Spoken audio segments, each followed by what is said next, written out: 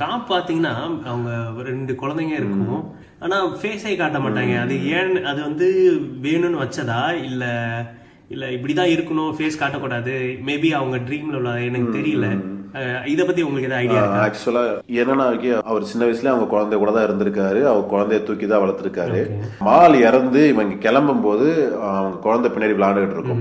அந்த ப்ரொஜெக்ஷன் இவருக்கு மைண்ட்ல ஸ்டோர் ஆயிரும். மால் இறந்ததோட கில்ட்னால அவன் அவன் அவன் குழந்தைய ஃபேஸ் பண்றதுக்கு கூட அவனுக்கு வந்து இது இல்லை. ஓகே. அவனுக்கு அந்த தைரியம் கிடையாது. கிளைமேக்ஸே அதான் அவனுக்கு சொல்ல போனா. அவன் குழந்தைய முகத்தை பாக்குறதா வந்து கிளைமேக்ஸ். ஓகே.